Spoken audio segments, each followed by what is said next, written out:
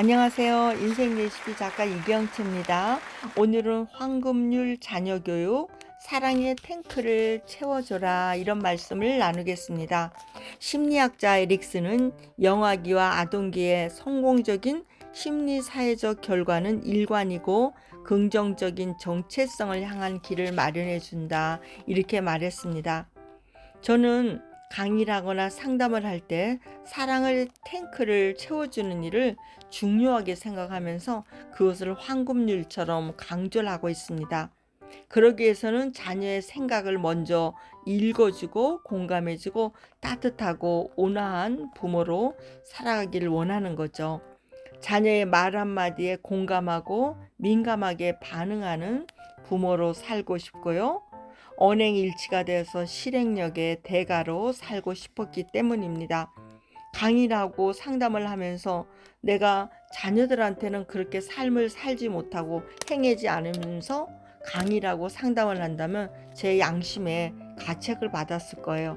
그러나 그런데 자유함을 얻고 했던 것은 미력 하나마 그런 삶을 살아왔기 때문이라고 말할 수 있습니다.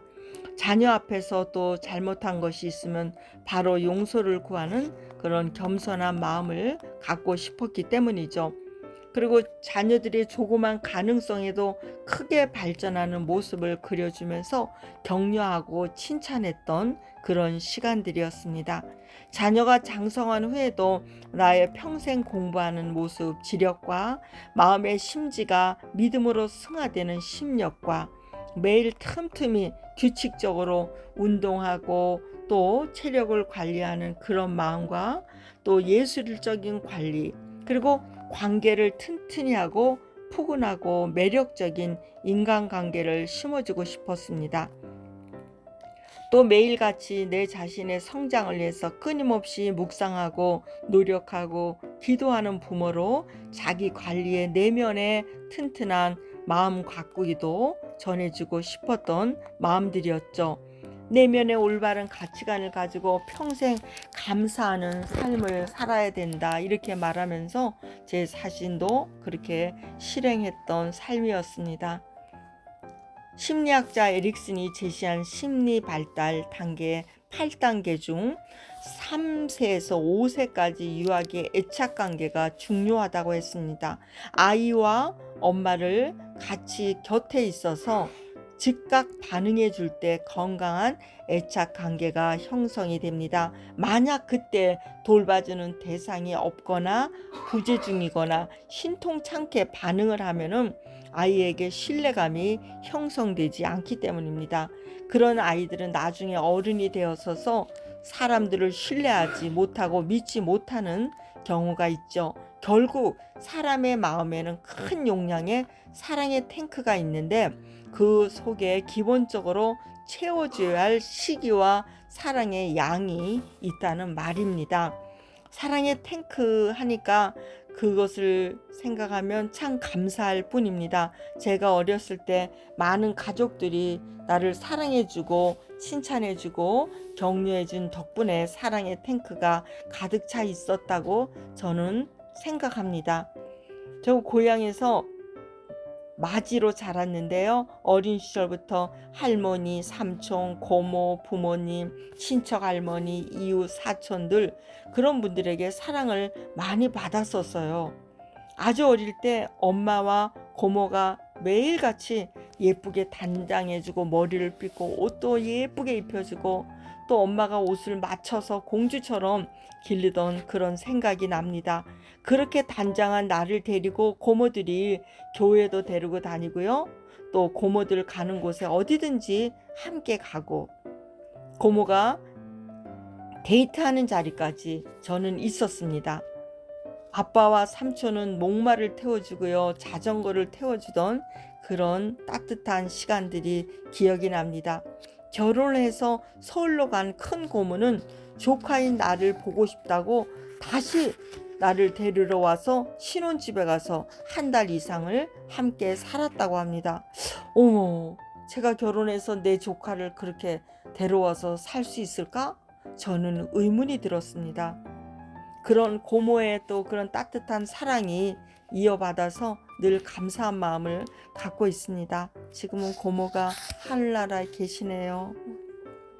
그 다음에 큰댁에 뭐 할머니, 할아버지, 친척, 할머니들을 사랑을 많이 받고요. 큰댁 삼촌들이 와서 자주 놀아주고, 외가댁에 오빠들도 와서 함께 놀았던 기억들이 많이 있습니다. 또 결혼하고서 저를 낳고 아빠가 군대를 가셨는데, 군대 가서 건빵들을 모아서 팔아서 휴가 올 때는 핑크빛 원피스를 사와서 저를 입혔다고 합니다. 그래서 제가 핑크빛을 좋아하는 것 같아요. 그러다 보니 어른들을 좋아해서 집으로 뭐 인산 장수 할머니도 오시고 또 옷 파는 할머니도 오고, 그런 사람들이 많이 오면은 치맛자락을 붙잡고 그런 할머니들 이야기를 들어주고 집에서 주무시고 가세요, 이렇게 했던 생각들이 많이 있습니다. 그렇게 부모로부터 환경적으로부터 어린 시절에 사랑을 많이 받아서 그런지 저도 자녀들한테, 물론 모든 어머니들이 모성애로 그렇게 키웠지만은 저는 유독이 그렇게 키웠던 것 같습니다. 그리고 동네 아주머니들이 마시러 오면요, 또 그 사이에서 옛날 이야기를 듣고 또 나의 꿈을 하늘을 바라보면서 꾸었던 그런 시간들이 주마등처럼 지나갑니다. 그리고 엄마는 초등학교 입학한 딸을 매일 아침 학교를 데리고 다니면서 창가에서 공부하는 모습을 바라보던 것이 아직도 눈에 선합니다. 그런 엄마의 따뜻한 사랑. 그리고 조금 더 커서는 도시락을 매일 점심시간마다 엄마가 싸서 갖다 주었어요. 정말로 저희 엄마는 자녀 사랑이 유독했던 것 같습니다. 선생님들 모시고 와서 집에 와서 식사도 하게 하고, 그 옛날에 그런 시간들이 떠오르네요. 그리고 우리 집 앞에 친구들을 다 데리고 오면 엄마가 맛있게 요리를 해줬던 것이 이 사랑의 탱크의 연료들이 아니었나 생각합니다. 그런 가족 관계 속에서 사랑의 탱크가 채워지고요. 엄마의 교육열로 인해서 엄마가 주던 그 사랑들, 아빠의 사랑들이 저의 내면에 가득 쌓였던 것 같습니다. 그 시절에 피아노 학원도 다니고 주산 학원도 다니면서 선생님을 집으로 모시고 와서 과외를 시켰던 그런 시대에 살았다니 제가 참 복을 많이 받았던 것 같습니다. 그럼에도 그런 것 때문에 스트레스를 받지 않았던 것은 부모님과의 그런 어린 시절의 애착관계, 사랑의 탱크가 잘 쌓여 있기 때문에 그것을 신뢰하고 믿고 갔던 것 같습니다. 나도 내 사랑하는 자녀들에게 사랑을 아낌없이 주는 엄마로, 아낌없이 주는 남으로 사랑의 대물림을 하고 있습니다. 자녀들이 엄마, 나 사랑의 탱크 가득 찼어요. 이제 그만 채워주셔도 돼요, 이렇게 말하던 음성들이 들려오네요.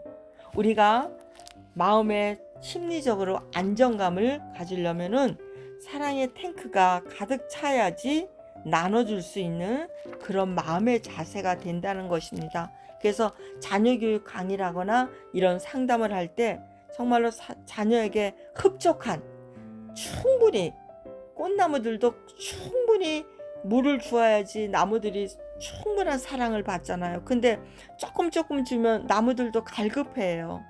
근데 우리가 요즘에는 이제 맞벌이들을 많이 하고 직장들을 많이 가지만은 그런 긴 시간에 사랑의 양을 채워주기보다는 짧은 시간이라도 그 아이가 흡족할 수 있는 관계의 밀착형 사랑을 잘 지혜롭게 해준다면은 그 아이의 사랑의 탱크는 넉넉히 채워져서 연료가 충분히 받은 그런 아이들은 커서도 내 일을 잘 감당하고 독립적으로 생활을 잘 할 수 있습니다. 우리가 자동차에 기름을 잘 채우면 멀리 잘 달릴 수 있는 거죠. 그런 것처럼 우리가 사랑의 탱크를 채우는 자녀들에게 그런 시간들을 많이 갖는 부모이고 또 관계이고 그런 시간들이 되기를 함께 응원합니다.